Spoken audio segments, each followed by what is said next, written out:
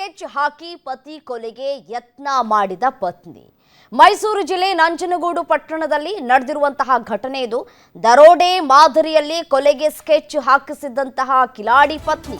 ಇವ್ರುಗಳಿಗೆ ಯಾಕೆ ಗಂಡ ಮಕ್ಕಳು ಅಂತ ಹೇಳಿ ಪತಿಯನ್ನೇ ಅಥವಾ ಪತ್ನಿಯನ್ನೇ ಈ ರೀತಿಯಾಗಿ ಕೊಲೆ ಮಾಡಬೇಕು ಅನ್ನುವಂತಹ ಸ್ಕೆಚ್ಗಳ ಹಾಕೋದು, ಈ ರೀತಿಯಾಗಿ ಕೊಲೆ ಮಾಡುವಂತಹ ಪ್ರಯತ್ನಗಳಾಗ್ತಾ ಇದೆ. ರಾಜ್ಯದಲ್ಲಿ ಏನಾಗ್ತಾ ಇದೆ ಅಂತ ಹೇಳಿ ಇಷ್ಟ ಇಲ್ವಾ, ಬೇರೆ ಆಗ್ಬಿಡ್ಬೇಕು. ಅದನ್ನು ಬಿಟ್ಟು ಈ ರೀತಿಯಾಗಿ ಒಬ್ಬ ಮನುಷ್ಯನನ್ನ ಕೊಲೆ ಮಾಡೋದು ಎಷ್ಟರ ಮಟ್ಟಿಗೆ ಸರಿ ಅಂತ ಹೇಳಿ ಪತಿಗೆ ಡ್ರ್ಯಾಗರ್ನಿಂದ ಇರಿತವಾಗಿದೆ.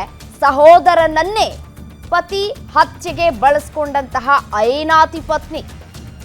ಮೈಸೂರಿನ ಖಾಸಗಿ ಆಸ್ಪತ್ರೆಯಲ್ಲಿ ಗಾಯಾಳು ನಾಗೇಂದ್ರ ಚಿಕಿತ್ಸೆ ಪಡೆದುಕೊಳ್ತಾ ಇದ್ದಾರೆ. ಪತ್ನಿ, ಮೈನರ್ ಬಾಲಕ ಸೇರಿದಂತೆ 4 ಬಂಧನ ಆಗಿದೆ. ನಂಜನಗೂಡಿನ ರಾಜೇಂದ್ರ ಗಾಯಗೊಂಡಂತಹ ಪತಿ, ಸಂಗೀತ ಗಂಡನ ಕೊಲೆಗೆ ಸ್ಕೆಚ್ ಹಾಕಿದಂತಹ ಪತ್ನಿ. ಕಂಪ್ಯೂಟರ್ ಆಪರೇಟರ್ ಆಗಿರುವಂತಹ ಪತ್ನಿ ಸಂಗೀತ, ಈಕೆ ಸಹೋದರ ಸಂಜಯ್, ಈತನ ಸ್ನೇಹಿತ ವಿಘ್ನೇಶ್ ಹಾಗೂ ಬಾಲಕ ಕೂಡ ಅಂಧರಾಗಿದ್ದಾರೆ. ಡ್ರ್ಯಾಗರ್ನಿಂದ ಇರಿದು ಹತ್ಯೆಯ ಸಂಚಿಗೆ ಸಿಲುಕಿದ್ದಾರೆ. ಈ ಸಿಲುಕಿ ಗಾಯಗೊಂಡಿದ್ದ ರಾಜೇಂದ್ರಗೆ ಮೈಸೂರಿನ ಖಾಸಗಿ ಆಸ್ಪತ್ರೆಯಲ್ಲಿ ಚಿಕಿತ್ಸೆ ನೀಡಲಾಗ್ತಾ ಇದೆ. ಫೈಬರ್ ಡೋರ್ಗಳನ್ನ ಫಿಟ್ ಮಾಡುವ ವೃತ್ತಿ ನಡೆಸುವಂತಹ ರಾಜೇಂದ್ರ ಹತ್ಯೆ ಮಾಡೋದಕ್ಕೆ ಯತ್ನಿಸಿದಂತಹ ಪತ್ನಿಯ ಸಂಚು ಬಯಲಾಗಿದೆ.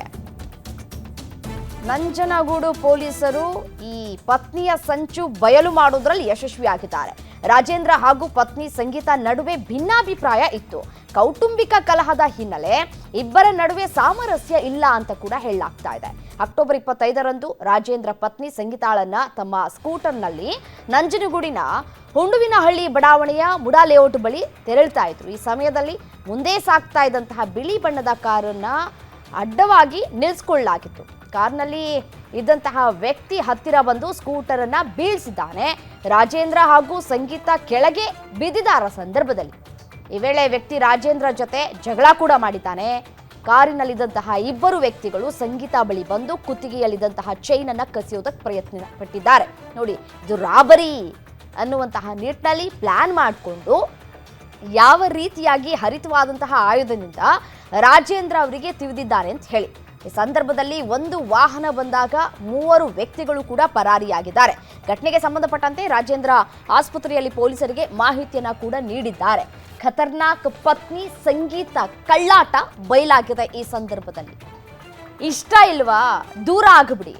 ಅದನ್ನು ಬಿಟ್ಬಿಟ್ಟು ಇಷ್ಟ ಇಲ್ಲ ಅಂತಂದ್ರು ದಾಂಪತ್ಯ ಜೀವನದಲ್ಲಿ ನಾವು ಕಷ್ಟನ ಸುಖನ ನಡ್ಸ್ಕೊಂಡು ಹೋಗ್ತೀವಿ ಅನ್ನೋದಾದ್ರೆ ನಡ್ಸ್ಕೊಂಡು ಹೋಗಿ.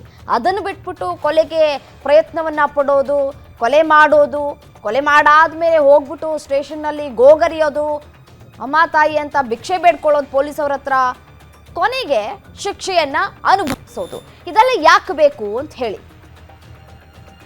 ಇಷ್ಟ ಇಲ್ಲ ಅಂತಂದ್ರೆ ದೂರ ಆಗ್ಬಿಡ್ಬೇಕು, ಡಿವೋರ್ಸ್ ತೆಗೆದುಕೊಳ್ಬೇಕು, ಅಥವಾ ಅಪ್ಪ ಅಮ್ಮನ ಕೂರಿಸಿ ಮಾತಾಡಬೇಕು. ಈ ರೀತಿಯಾಗಿ ನನಗೆ ಸಮಸ್ಯೆ ಆಗ್ತಾ ಇದೆ, ಈ ರೀತಿಯಾಗಿ ನನ್ನ ಗಂಡನಿಂದ ನನಗೆ ಸಮಸ್ಯೆ ಆಗ್ತಾ ಇದೆ, ಅಥವಾ ನನ್ನ ಪತ್ನಿಯಿಂದ ಸಮಸ್ಯೆ ಆಗ್ತಾ ಇದೆ ಅಂತ ಹೇಳಿ ದೊಡ್ಡವರ ಬಳಿ ಕೂತ್ಕೊಂಡು ಮಾತಾಡಬಹುದಾಗಿತ್ತು.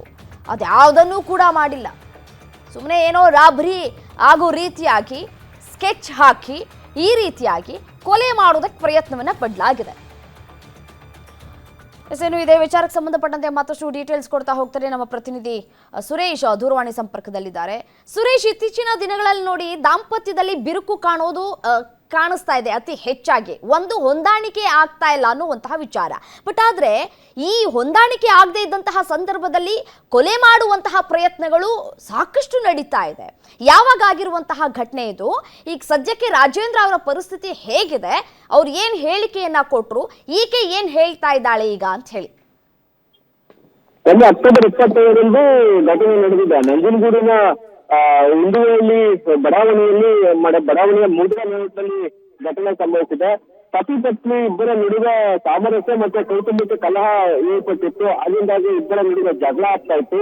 ಈಕೆ ಕಂಪ್ಯೂಟರ್ ಆಪರೇಟರ್ ಆಗಿ ಕೆಲಸವನ್ನ ಮಾಡ್ತಾ ಇದ್ರೆ, ಆತ ಫೈಬರ್ ಡೋರ್ ಅನ್ನ ಮನೆಗಳಿಗೆ ಫಿಟ್ ಮಾಡುವಂತ ಕೆಲಸವನ್ನ ಮಾಡ್ತಾ ಇದ್ದ.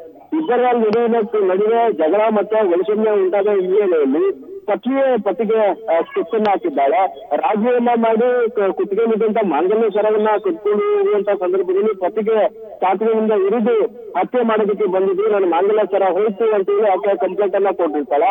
ಅದಾದ ಬಳಿಕ ಪತಿಯ ಹೇಳಿಕೆಯನ್ನ ದಾಖಲು ಮಾಡಿಕೊಂಡು ಆಕೆಯ ನಡವಳಿಕೆ ಮೇಲೆ ಅನುಮಾನ ಬಂದ ಬಳಿಕ ಆಕೆಯನ್ನ ವಶಕ್ಕೆ ಪಡೆದುಕೊಂಡು ವಿಚಾರಣೆಯನ್ನ ಮಾಡಿದ ಬಳಿಕ ಗೊತ್ತಾಗಿದೆ ಹತ್ಯೆಯ ಮಾಸ್ಟರ್ ಪ್ಲಾನ್, ದರೋಡೆಯ ಮಾಸ್ಟರ್ ಪ್ಲಾನ್ ಆಕೆಯೇ ಅಂತೇಳಿ ಗೊತ್ತಾಗಿದೆ.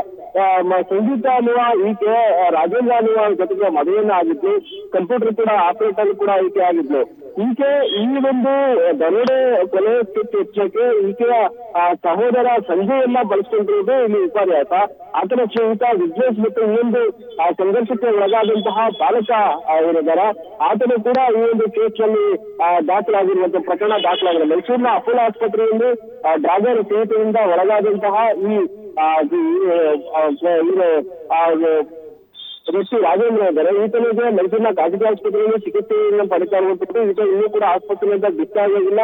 ಜೊತೆಗೆ ಆತ ಈಗ ನಾನು ಏನು ಹೇಳುವ ಸ್ಥಿತಿಯಿಲ್ಲ ಅಂತ ಹೇಳಿ ಆತ ಹೇಳ್ತಾರೆ. ಅದರ ಕುಟುಂಬಸ್ಥರು ಕೂಡ ಈಕೆಯ ಮೇಲೆ ಆರೋಪವನ್ನ ಮಾಡಿ ದೂರನ್ನ ಕೊಟ್ಟಿರ್ತಾರೆ. ನಂಜನಗೂಡು ಠಾಣಾ ಪೊಲೀಸರು ಪ್ರಕರಣವನ್ನ ದಾಖಲೆ ಮಾಡಿಕೊಂಡು ವಿಚಾರಣೆಯನ್ನ ಮಾಡಿದ ಬಳಿಕ ಈ ದರೋಡೆಯ ಮಾಸ್ಟರ್ ಮೈಂಡ್ ಈತನ ಪತ್ನಿ ಸಂಗೀತಳದ್ದೇ ಅಂತ ಹೇಳಿ ಗೊತ್ತಾಗಿದೆ. ಇದೀಗ ಸಂಗೀತ, ಆತನ ಸಹೋದರ ಸಂಜಯ್ ಮತ್ತೆ ಮತ್ತೊಬ್ಬ ಆರೋಪಿ ಮತ್ತೆ ಕಾನೂನು ಸಂಘರ್ಷಕ್ಕೆ ಒಳಗಾಗಿರುವಂತಹ ಮತ್ತೊಬ್ಬ ಬಾಲಕನನ್ನ ಇದೀಗ ನಂಜನಗೂಡು ಟೌನ್ ಪೊಲೀಸರು ವಶಕ್ಕೆ ಪಡೆದುಕೊಂಡು ವಿಚಾರಣೆ ನಡೆಸಿ ಮೈಸೂರಿನ ಕೇಂದ್ರ ಕಾರಾಗೃಹಕ್ಕೆ ಬಿಟ್ಟಿರತಕ್ಕಂಥದ್ದು. ರಮ್ಯಾ, ಥ್ಯಾಂಕ್ ಯು ತಮಿಳ ಮಾಹಿತಿಗಾಗಿ ಸುರೇಶ್.